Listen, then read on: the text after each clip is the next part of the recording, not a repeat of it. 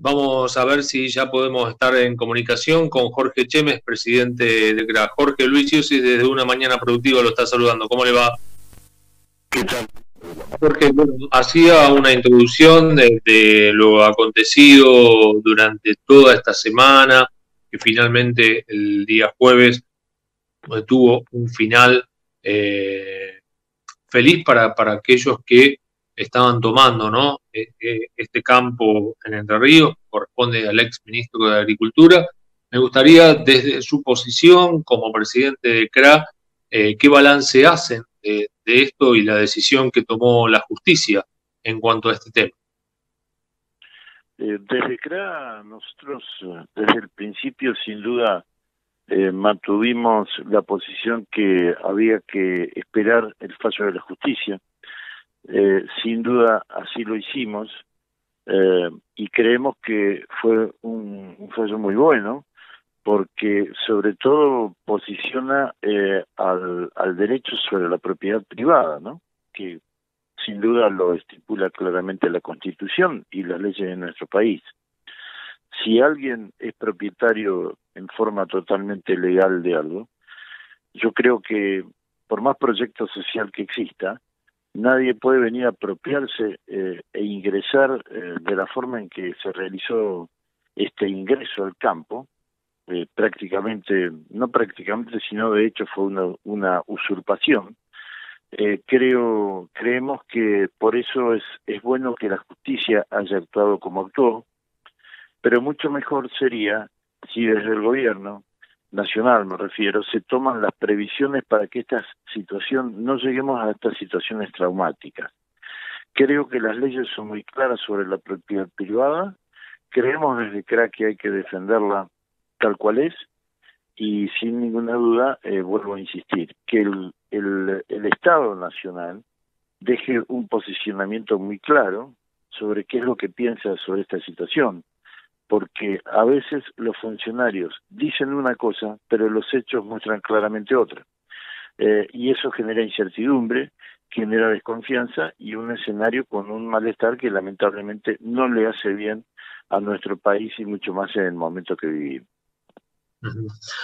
Jorge, en este sentido, desde productores autoconvocados, emitieron también un comunicado donde solicitaron a ustedes que representan a la mesa de enlace a sumarse de alguna manera a un paro de comercialización. Eh, Digo, habida cuenta de este fallo que se dio a favor de la propiedad privada, de que culminó esa toma tan grande que había en Guernica, en la provincia de Buenos Aires, ¿esto puede ser factible por algunas otras cuestiones que están afectando al sector productivo, que se esté pensando en un cese de comercialización de grano en los próximos días? Es un tema que no se está tratando desde ahora, hace bastante que viene dando vuelta. En nuestro caso se está analizando en algunas confederaciones, no todas. Le diría que alguna proporción de las confederaciones están a favor de generar algún paro de comercialización o alguna medida que sea mucho más contundente y tenga, digamos, una demostración más fuerte que lo que puede ser solamente un comunicado. Yo no digo que sea buena ni sea mala. Sí creo que tenemos que ver cuál es el posicionamiento del gobierno sobre este tema. Obviamente que si seguimos con un gobierno que defienda este tipo de acciones, sin ninguna duda que nos tendremos que manifestar con alguna otra acción. Solamente debemos pensar de que esto no es una cuestión puntual.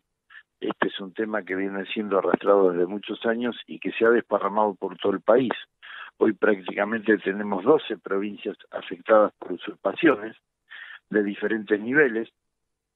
Unos pueden ser desarrollados más sobre zonas muy cercanas a zonas urbanas o a pueblos o a ciudades, pero también está comenzando cada día con más contundencia este avance sobre los campos en zonas rurales.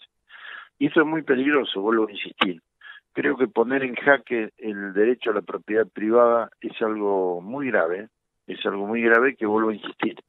si realmente esto se vuelve a manifestar o se transforma en una acción contundente, que el gobierno no le ponga límites, sin ninguna duda que desde los productores nos vamos a tener que manifestar con alguna otra medida de protesta, obviamente.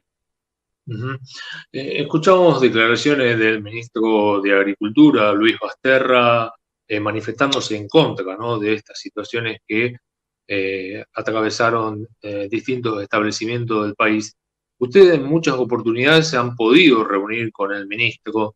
Digo, ese diálogo que mantienen con el ministro, ¿ustedes ven que en la realidad después se demuestra lo contrario, o que el ministro no llega a poder concretar los requerimientos que los distintos referentes del campo le hacen llegar? Sí, yo creo que dentro del diálogo que tenemos con el ministro y con otros ministros, claramente se nota esto que estamos diciendo, que hay una manifestación en ese diálogo y un posicionamiento por parte del gobierno en contra, en este caso, de las medidas digamos, de usurpación de la propiedad privada. Pero por otro lado nos encontramos en hechos como el que ocurrió en Entre Ríos, donde funcionarios del nivel nacional han estado acompañando a estas agrupaciones que producen estas usurpaciones. Con lo cual, vuelvo a repetir, una cosa es lo que se dice y otra cosa es lo que se está haciendo. Sí creemos que en todos los aspectos, en ese diálogo que tenemos, lamentablemente no podemos concretar con resultados positivos nuestros pedidos, nuestras solicitudes. Porque sin ninguna duda, lamentablemente muchas decisiones en este aspecto terminan siendo una decisión política, una decisión que obviamente lo tienen que tomar desde la Presidencia de la Nación o desde el Ministerio de Economía.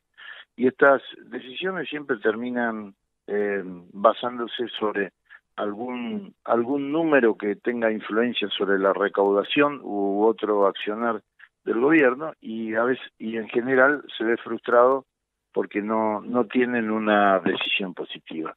Pero vuelvo a insistir, creo que acá es importante que el gobierno se dé señales claras, se den señales de confianza y que concuerde lo que se dice con lo que se hace. Dentro del presupuesto del año próximo, insisten muchos legisladores en poder concretar lo que ellos denominan impuesto a las grandes fortunas, impuesto a la riqueza.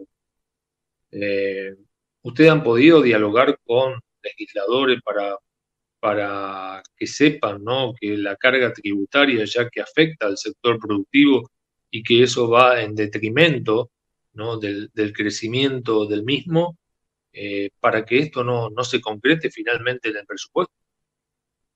Sí, desde nuestras confederaciones ya hace un par de meses que se está trabajando desde que surgió este famoso proyecto de impuesto a la riqueza.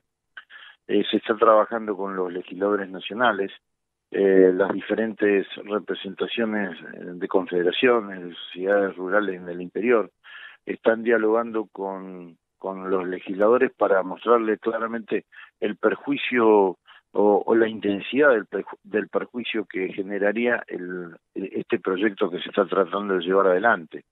Sobre todo porque es un proyecto que sigue equivocadamente gravando al capital y no a la renta, como la mayoría de los impuestos que existen en estos momentos, pero por sobre todas las cosas impediría que las famosas inversiones que necesitamos que se instalen en el país, justamente con esto lo que hacemos es espantarlas.